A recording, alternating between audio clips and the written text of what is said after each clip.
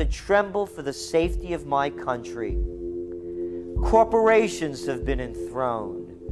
An era of corruption will follow, and the money power of the country will endeavor to prolong its reign by working upon the prejudices of the people until the wealth is aggregated in a few hands and the republic is destroyed. Wall Street has killed Main Street. So I know how unpopular it is to be seen as helping banks right now, especially when everyone is suffering in part from their bad decisions. I promise you, I get it. Up until about the Kennedy assassination and the beginning of the war in Vietnam, the United States is a very powerful engine for world progress. It's the assassinations, the Kennedy assassination, and the others in the 1960s, the beginning of the Vietnam War, and the beginning of the absolute domination of the Wall Street Group over every other interest. Nobody else counts except the Wall Street money masters. That has now made the United States into no longer a force for progress, but something very different, often a force for destruction in the world. The military-industrial complex has taken over the country along with the Wall Street gang. If you look also at the people that Obama has put on his appointments list, it's all Wall Street. It's government of Wall Street, by Wall Street, and for Wall Street. There's nobody from heavy industry. There's nobody from the auto sector, nobody from Silicon Valley, nobody from big oil, nobody from defense, no labor, no women, no retirees, no small business, nothing. It's pure Wall Street. The only people who have a voice in Obama's councils are Wall Street finance oligarchs. That's all there is. Nobody else counts for anything under Obama. It's the most extreme Wall Street administration we've ever had. Before his death, President Woodrow Wilson apologized to the public, regretting that he had been deceived by a group of international bankers and the country's financial system had fallen into their iron grip via the Federal Reserve Act of 1913. Whether sought or unsought by the military-industrial complex, the potential for the disastrous rise of misplaced power exists and will persist. Dwight D. Eisenhower, he warned the people that the military-industrial complex was taking over the country. Only 3 years after leaving office, President Eisenhower's prophetic warning concerning the threat posed to our system of government by the military-industrial complex came to pass. President John F. Kennedy had enraged the entire elite network. Now, Kennedy was brought in as somebody who was expected to be a puppet. It was thought that his pro-Nazi father, Joseph P. Kennedy, the bootlegger, the speculator, would guarantee that Kennedy would be obedient to the establishment. They thought that Kennedy was a sex maniac who could be manipulated through all of this, but it turned out that through his personal suffering, Kennedy had discovered a personal sense of himself which went beyond just being a puppet, and he began to think about things like economic recovery, world peace, having a space program, making deals with the Soviets, cutting the Federal Reserve down to size, and a whole series of other things. Executive Order number 11110, signed by President Kennedy, began the process of abolishing the private Federal Reserve. Kennedy was also pushing for real civil rights reform and had begun the process of pulling the troops out of Vietnam. The last time you had an actual president was Kennedy. The oligarchs took swift and decisive action. When John Kennedy attempted to take the government back from the robber barons, he was brutally murdered. The message to future U.S. presidents and leaders across the world was clear: do as you're told or die. John Fitzgerald Kennedy was the last true president of the United States. And until the globalists are removed from power, we will never have another real one. The other thing about the American presidency you've got to remember is that this is a puppet post. It's automatically going to be a puppet post. The idea that Obama is somebody who's going to come in and exercise real authority when he's obviously been chosen and given everything that he's got by these financiers. Presidents are now little more than corporate pitchmen who take all the political heat, while the controllers remain in the shadows, safe from public scrutiny. Hip-hop icon KRS-One is not just known for selling millions of albums. He has led a tireless crusade against youth violence and has been a strong voice for human rights. If they controlled it before, what makes you think they're not controlling it now? The country was on the verge of revolution. They threw a black man up. Now we like this.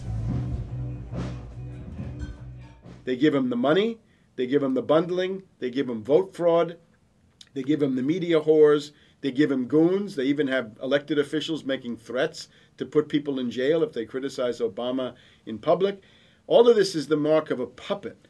And that means that he is a puppet, actually more of a puppet than anybody else, more of a puppet than Mrs. Clinton would have been, even more of a puppet than McCain. He's the maximum puppet that we've had certainly since Jimmy Carter.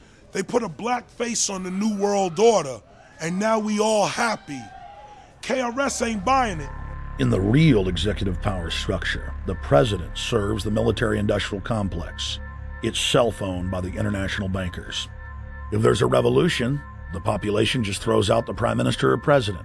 The elite stays in power because the public is never aware of who the real enemy is. In Evian, France in 1991, standing before the Bilderberg Group, the apex of the world government power structure, David Rockefeller defined the New World Order as a system of world government serving the international banking elite. For decades, the banker-owned media would attack anyone who dared to warn the public that a dictatorial world government was being constructed right under their nose, and that national sovereignty was being deliberately destroyed. And now, after years of denial, the media and the elite themselves are proudly announcing that not only is world government real, but is the answer to the financial crisis that they carefully engineered. Suddenly, the Wall Street Journal tells us that the North American Union is here, and that getting rid of the dollar for a common currency with Canada and Mexico is good.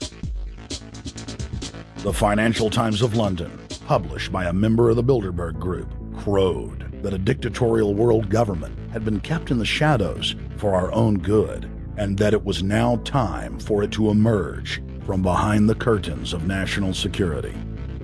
White House Chief of Staff Rahm Emanuel stated on record that they can't let this crisis go to waste.